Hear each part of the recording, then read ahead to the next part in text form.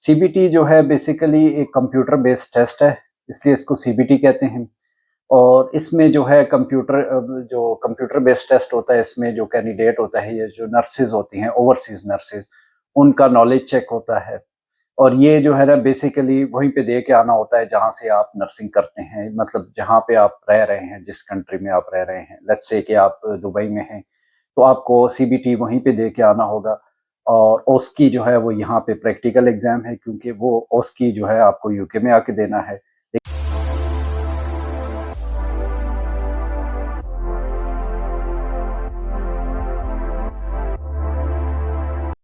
Hello everybody, welcome to my talks.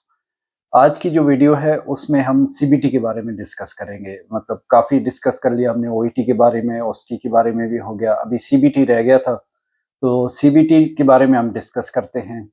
CBT जो है basically एक कंप्यूटर बेस्ड टेस्ट है, इसलिए इसको सीबीटी कहते हैं। और इसमें जो है जो कंप्यूटर बेस्ड टेस्ट होता है, इसमें जो कैंडिडेट होता है, ये जो नर्सेज होती हैं, ओवरसीज नर्सेज, उनका नॉलेज चेक होता है। और ये जो है ना बेसिकली वहीं पे दे के आना होता है जहाँ से आप नर्सिंग करते हैं, मतलब जहाँ पे आप रह रहे हैं, जिस कंट्री में आप रह रहे हैं। लेट्स से कि आप दुबई में हैं, तो आपको सीबीटी वहीं पे दे के आना होगा। और ओस्की जो है वो यहाँ पे प्रैक्टिकल एग्जाम है, क्योंकि वो ओस्की जो है आपको यूके में आके देना है। लेकिन सीबीटी जो है वो आपको वहीं पे देना होगा जहाँ पे आप रह रहे हैं।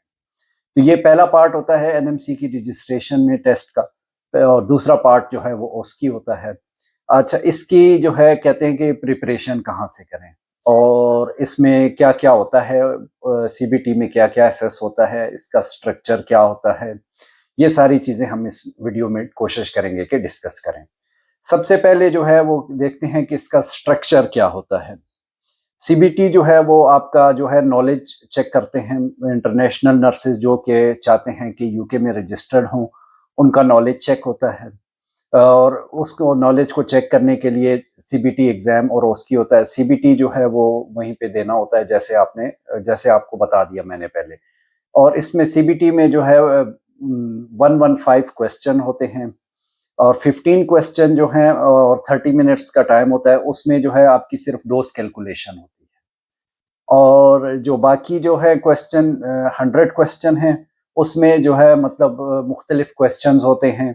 उसके हम नीचे वीडियो में आखिर में हम डिस्कस करेंगे कि वो कौन कौन से मॉड्यूल्स में से क्वेश्चन आते हैं और किस तरीके से आता है वो हम उसमें डिस्कस करेंगे। लेकिन ये है कि ओवरऑल 115 जो है क्वेश्चन होते हैं, और 3 घंटे का टाइम होता है।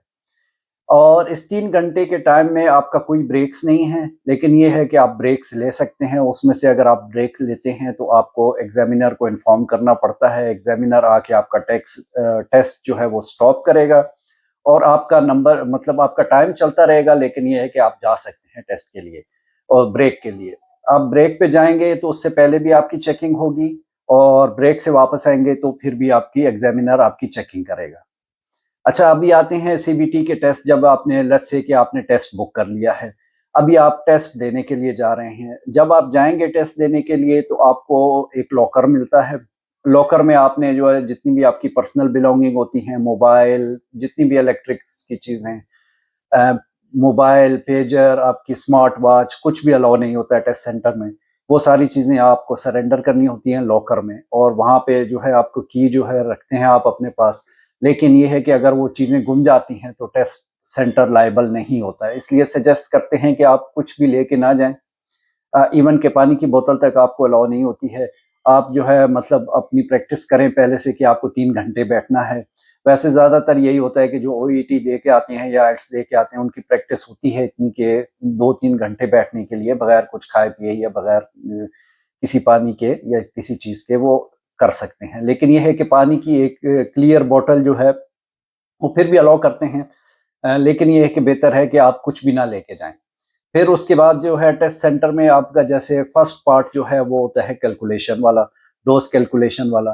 तो उसमें जो है आपको ज़ाहिर सी बात है, आपको प्लस करना है, मल्टीप्लाई करना है, डिवाइड करना है। तो उसके लिए आपको इरेजेबल पेन और एक बोर्ड देते हैं आपको, और वो जो है आपको उस पे आपने कुछ नहीं लिखना जब तक ट्यूटोरियल चल रहा होता है। क्योंकि आप जब सीबीटी टेस्ट देने के लिए जाते हैं तो एक ट्यूटोरियल चलता है जो आपको इन्फॉर्म करता है कि किस तरीके का टेस्ट आएगा और कैसे आपने रिव्यू करने हैं क्वेश्चन, कैसे स्किप करने हैं, कैसे उस पर वापस आना है। और ये है कि उस दौरान आपने कुछ भी नहीं लिखना उसके ऊपर। अगर आप उसके ऊपर लिखते हैं तो आपको जो इंस्ट्रक्टर है जो आपको ऑब्जर्व कर रहा है वो आपको रिपोर्ट कर सकता है और आप जो है वो उसमें टेस्ट में फेल हो सकते हैं। तो आपने तभी लिखना है उसके ऊपर जब आपकी डोज कैलकुलेशन का आएगा, तो उसी टाइम आपने लिखना है उसके ऊपर। आप उसके ऊपर लिख सकते हैं, अरेज कर सकते हैं। आप जो है मतलब जो 15 क्वेश्चन हैं उसमें जो है वो आप वो पेन यूज कर सकते हैं। अच्छा, अभी आते हैं कि 15 जो क्वेश्चंस आते हैं उसमें क्या क्या होता है। अच्छा, जो फर्स्ट कंटेंट आता है उसमें डोज मेजरिंग के 2 क्वेश्चन आते हैं। और फिर जो है फिर उसके बाद मैट्रिक्स यूनिट्स जो हैं उसके 2 क्वेश्चन आते हैं। मैट्रिक्स यूनिट मतलब सेंटीग्रेड में चेंज करना है और मीटर में चेंज करना है, इसके 2 क्वेश्चन आते हैं। फिर उसके बाद जो है ओरल मेडिकेशन, उसकी मतलब आपको जो है मतलब कहेंगे कि यार आपके पास डोज जो है वो 2 mg की है, आपने 6 mg देना है, तो आप उसके हिसाब से जो क्वेश्चन आते हैं वो इसमें आते हैं, ओरल मेडिकेशन में आते हैं। फिर इंजेक्शंस का भी ऐसे ही आता है कि मतलब आपके पास 7.5 mg आपने इंजेक्शन देना है, 10 मिलीग्राम का इंजेक्शन है, तो आप कैसे देंगे, तो उसके हिसाब से वो आते हैं। उसके जो आज इंजेक्शंस के आते हैं 3 क्वेश्चन आते हैं। और इंट्रावीनस इन्फ्यूजन जो है आपने मतलब आपको बताएंगे कि एक आपके पास सेलाइन है 1000 मिल की, आपने उसको 125 मिल पे चलाना है, तो वो कैसे चलाएंगे, तो उसके बारे में 3 क्वेश्चन आते हैं। और फ्लूइड बैलेंस का 1 क्वेश्चन आता है इन 15 क्वेश्चंस में से। फिर आपका जो आता है पार्ट 2 जो आता है उसमें जो है मतलब उसके 100 क्वेश्चन होते हैं और उसका टाइम जो है आपके पास 2.5 आवर्स टाइम होता है, उसमें आपने क्वेश्चन करने होते हैं। अच्छा, अभी आते हैं उसके स्ट्रक्चर की तरफ। और उसका स्ट्रक्चर कुछ इस तरह से होता है कि उसमें आपसे सवाल पूछे जाते हैं। उसके 4 जो है वो कंपोनेंट होते हैं, सब कंपोनेंट। एक जो है वो आपको क्वेश्चन जितने भी हैं टॉपिक, जिस टॉपिक्स में से आता है उसमें आपको रिमेंबर करना होता है और अंडरस्टैंड करना होता है। फिर जो है अप्लाई और एनालिसिस करना होता है। फिर उसके बाद एवेलुएट एंड क्रिएट। तो ये 3 कंपोनेंट जो होते हैं उसके किसी भी टॉपिक के, उसमें से क्वेश्चंस आते हैं। अच्छा, आते हैं अभी पहले उसकी तरफ के जो है अकाउंटेबल। सबसे पहला जो आता है बीइंग एन अकाउंटेबल प्रोफेशनल। आपके जो है ना आपके बारे में पूछा जाता है। उसमें जो है जो रिमेंबर एंड अंडरस्टैंडिंग के क्वेश्चन होते हैं वो 6 होते हैं। अप्लाई और एनालिसिस के जो क्वेश्चन होते हैं वो 6 होते हैं। और एवेलुएट एंड क्रिएट इसके जो क्वेश्चन होते हैं वो 5 होते हैं। और टोटल मिला के 17 क्वेश्चन इसमें से आते हैं आपके बीइंग एन अकाउंटेबल प्रोफेशनल। मतलब ये ज्यादातर जो है आपके प्रोफेशनल के बारे में, प्रोफेशनलिज्म के बारे में क्वेश्चन होते हैं। अच्छा, फिर इसका जो दूसरा पार्ट है इसमें जो आता है promoting health and preventing illnesses, जो ये टॉपिक है। मैं आपको टॉपिक वाइज बता रहा हूँ कि भाई ये इस टॉपिक के लिहाज से क्वेश्चंस आते हैं। अच्छा, उसमें जो आपका रिमेंबर एंड अंडरस्टैंडिंग में से जो क्वेश्चन आते हैं वो 4 आते हैं। अप्लाइंग एंड एनालिसिस में से 3 आते हैं। एवेलुएट एंड क्रिएट में से जो है 3 आते हैं। टोटल मिला के 10 क्वेश्चन आते हैं इसमें से। फिर जो तीसरा है assessing needs and planning care. जो तीसरा पार्ट है उसमें से जो है आपके रिमेंबर एंड अंडरस्टैंड में से आपके जो है 5 क्वेश्चन आते हैं। अप्लाई एंड एनालिसिस में से जो है आपके 5 क्वेश्चन आते हैं। एवेलुएट एंड क्रिएट में से 4 क्वेश्चन आते हैं। तो टोटल 14 क्वेश्चन आपके assessing need and planning care में से आते हैं। फिर है 5वां जो प्लेटफॉर्म है उसमें जो है प्रोवाइडिंग एंड एवेलुएटिंग केयर जो है उसमें जो है ना आपने के 5 क्वेश्चन आते हैं। उसमें अंडरस्टैंडिंग में, रिमेंबर एंड अंडरस्टैंडिंग में, अप्लाइंग एंड एनालिसिस में से 5 क्वेश्चन आते हैं और एवेलुएट और क्रिएट में से 5 क्वेश्चन आते हैं। टोटल मिला के 15 क्वेश्चन आते हैं। फिर जो नेक्स्ट पार्ट है उसका आपका learning and managing nursing care and working in teams. मतलब ये बेसिकली उन्होंने पार्ट्स बना दिए हैं और एक आइडिया दे दिया है कि इस इतने क्वेश्चन इस पार्ट्स में से आते हैं। तो उसमें से जो रिमेंबर एंड अंडरस्टैंड में से क्वेश्चन आते हैं उसमें आपके आते हैं 4। अप्लाई एंड एनालिसिस में से आते हैं 3। एवेलुएट एंड क्रिएट में से आते हैं 3। टोटल मिला के 10 क्वेश्चन इसमें से हो गए। फिर जो है आपका 6 नंबर जो है उसमें से आती है improving safety and quality of care. उसमें से जो आपका फर्स्ट पार्ट आता है आपका रिमेंबर एंड अंडरस्टैंड वाला, उसमें से आते हैं 4 क्वेश्चन आते हैं। और अप्लाई एंड एनालिसिस में से आते हैं 3 क्वेश्चन आते हैं। और फिर एवेलुएट एंड क्रिएट में से भी 3 क्वेश्चन आते हैं, तो 10 क्वेश्चन इसमें से आते हैं। फिर जो है 7वां प्लेटफॉर्म है वो आपका कोऑर्डिनेटिंग केयर है। कोऑर्डिनेटिंग केयर में से जो है आपके रिमेंबर एंड अंडरस्टैंड में से 4 और अप्लाई एंड एनालिसिस में से 3 और एवेलुएट एंड क्रिएट में से 3 क्वेश्चन आते हैं। टोटल मिला के 10 क्वेश्चन आते हैं। फिर 7 क्वेश्चन जो है मतलब इन सब टॉपिक्स में से टुगेदर करके 7 क्वेश्चन वो आएंगे और 7 क्वेश्चन अलग से, फिर मतलब 14 क्वेश्चन जो है ऑल टुगेदर इन्हीं अबव टॉपिक्स में से किसी जगह भी से भी ले सकते हैं वो और क्वेश्चन देंगे और टोटल इसके 100 क्वेश्चन हो गए। अच्छा, इसको जैसे टेस्ट में जो है कुछ चीज़ें अलाउ होती हैं, कुछ चीज़ें अलाउ नहीं होती हैं। इसको आपने अच्छे तरीके से पढ़ के जाना है और सारी इन्फॉर्मेशन दी हुई होती है। मैं वीडियो के आखिर में भी दूंगा, लेकिन ये है कि सीबीटी एनएमसी की उस पर सारी रजिस्ट्रेड इन्फॉर्मेशन दी हुई होती है, तो आपने वो करके जाना है। फिर आते हैं इसकी तरफ कि अगर इसके 2 पार्ट्स हैं, पार्ट ए और बी। जैसे कि आपको शुरू में बताया मैंने, पार्ट ए में जो है वो आपको डोज कैलकुलेशन करनी होती है और पार्ट बी में से आपको जो है दूसरा नॉलेज के क्वेश्चन करने होते हैं। और इनकी फीस जो है 83 पाउंड होती है ऑल टुगेदर। फर्स्ट टाइम आपको दोनों टेस्ट देने होते हैं। आप एक मॉड्यूल नहीं सिलेक्ट कर सकते। आपने लेट्स से कि एक टेस्ट में से आप फेल हो जाते हैं, तो आप रीसिट कर सकते हैं। सिर्फ उसी मॉड्यूल को देंगे कि आप पहले पार्ट में से फेल हुए हैं तो आपको पहला पार्ट ही देना है, दूसरे पार्ट में से फेल हुए हैं तो आपको दूसरा पार्ट ही देना है। लेकिन ये है कि पहले भी दफ़ा में आपने अगर करना है तो आपको पूरे के पूरे दोनों ही टेस्ट देने पड़ते हैं। इसके लिए जो है प्रिपरेशन के लिए आपको कि एक तो थोड़ा सा ये बता दिया कि मैंने कि किस किस जगह से आते हैं क्वेश्चन, आप उनको टच करें थोड़ा सा। फिर एक नर्सिंग कोड है हमारा। नर्सिंग कोड को जो है थोड़ा सा मैं आपको बता देता हूँ। वैसे ये है कि नर्सिंग कोड का लिंक मैं भेज दूंगा। जो यूके का नर्सिंग कोड है उसको आपने रीड करना होता है और क्वेश्चन ज़्यादातर प्रोफेशनलिज्म के क्वेश्चन उसी में से आते हैं। और ये कि उस कोड को फॉलो करना, जो रजिस्टर्ड हैं, जो यहाँ पे यूके में काम कर रहे हैं, नर्सेस हैं और केयरर हैं, सबको उसको फॉलो करना होता है। नर्सिंग का कोड है उसमें। उसमें जो है आपका जो पहला स्टेप आता है वो आता है प्रायोरिटाइजिंग पीपल, कि आपने लोगों को कैसे प्रायोरिटाइज करना है।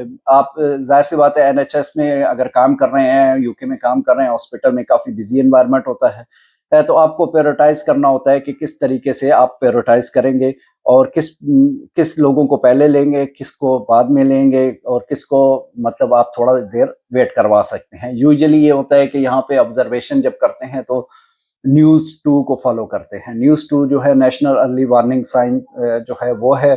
उसमें आपको पता चलता है कि किस तरीके से कौन सा पेशेंट क्रिटिकल है, कौन सा डिटोरेटिंग है, थोड़ा सा एक आइडिया होता है। उसके हिसाब से आप एक तो वो प्रायोरिटी होती है। फिर ये कि जैसे आप थिएटर से आपका पेशेंट आया है तो आपकी प्रायोरिटी वो होगी कि जो पेशेंट ऑपरेशन थिएटर से अभी आया है उसको मॉनिटर करना है, उसको असेस करना है। तो इस लिहाज से आपका वो नॉलेज देखते हैं कि आप पेशेंट को प्रायोरिटाइज कैसे करते हैं, तो ये नर्सिंग कोड में ये बताया जाता है। फिर जो है respect people right and privacy and confidentiality, और कॉन्फिडेंशियलिटी और इसके भी काफ़ी क्वेश्चन आते हैं सीबीटी में। तो मैं सबको सजेस्ट ये करूँगा कि आपने सीबीटी का एग्ज़ाम देना है तो उससे पहले लाजमी आप जो है नर्सिंग का कोड जो है उसको पढ़ें। वो ज़्यादा बड़ा नहीं है, तकरीबन 25-26 पेजेस का है और ये है कि उसको आप पढ़ लें तो उसलिए आपको बहुत ज़्यादा इजी होगा। और फिर उसके अलावा जो है मैनुअल हैं कुछ सीबीटी के बारे में और उसकी के बारे में, तो वो जो है उसकी एनएमसी की साइट पे हैं, आप उनको रीड करके जाएं। और फिर सबसे इम्पोर्टेंट बात ये है कि आप जो है कॉन्फिडेंट होके जाएं और टेस्ट दें। मतलब सीबीटी तो बहुत इजी टेस्ट होता है। इसको हम कहते हैं कि यार पूरी ज़िंदगी हमने नर्सिंग की है या मतलब काफ़ी अरसे से आप नर्सिंग करते रहे हैं। और जो इंग्लिश का टेस्ट है वो थोड़ा सा मुश्किल होता है, इसलिए कि इंग्लिश को हमारा इतना आइडिया नहीं होता है इंग्लिश में टेस्ट करने के हिसाब से।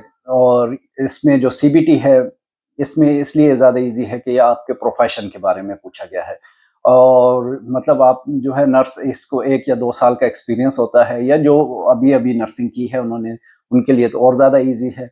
उनके लिए ये कोई मुश्किल नहीं होता है, ये नर्सिंग का नॉलेज होता है और इतने ज़्यादा मुश्किल क्वेश्चन नहीं होते हैं इसके। आप थोड़ा-सा मेहनत करें, ऑनलाइन आपको मटीरियल मिल जाता है। और जो है अभी आते हैं कि सीबीटी की डेट कैसे बुक करते हैं। सीबीटी की डेट बुक करने के लिए आपको पियर्सन व्यू में जाना पड़ता है। पियर्सन व्यू जो है अभी तो पाकिस्तान में भी है। आपको हर जगह मिलते हैं उनके टेस्ट सेंटर।